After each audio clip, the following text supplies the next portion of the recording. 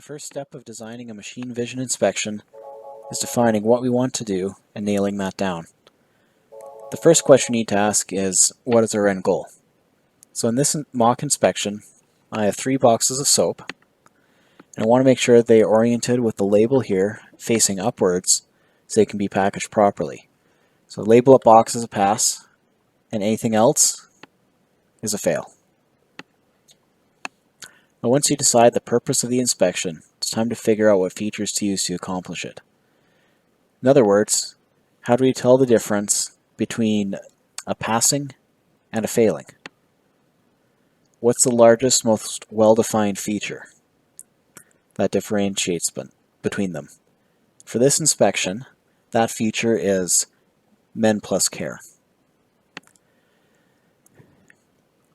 I'm going to use that because the large font can be picked up by the camera and it doesn't appear in this particular orientation in any other form.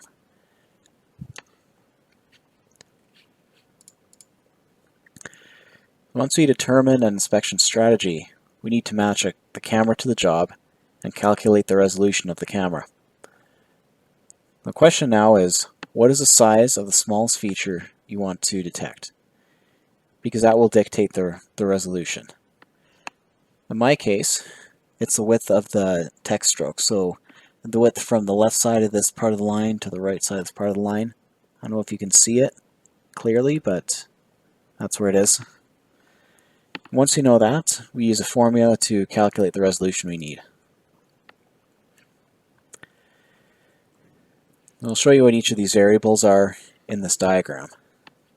The size of feature is the size of the feature we wish to base a calculation on.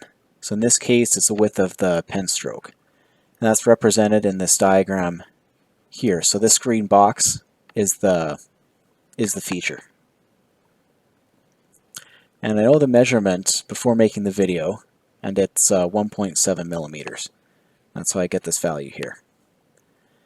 The pixels per feature is how many pixels we want the feature to cover. Too many pixels results in an overly dense image where the resolution doesn't add a lot of value and you're paying for more camera than you need. On the flip side, going too low causes reliability issues as the features of interest become smaller as seen by the camera. Shelly's standard practice is to use a pixels per feature value of 10. So I have 10 pixels here, spanning the entire width of this feature. The lowest you can go is 4, but I don't recommend doing that. And resolution is the resolution of the camera. So since I'm testing with an IS-2000, I know this value is 800.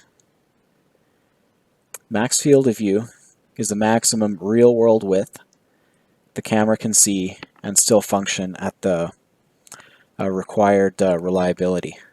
So in this case, the max field of view is 136 millimeters. So when I set the camera up, I shouldn't be able to see both edges of this caliper here,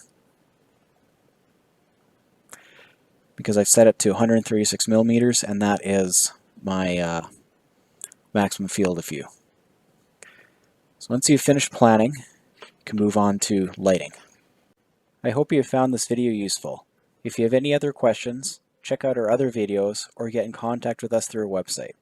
And be sure to follow us on LinkedIn to stay current with the latest products.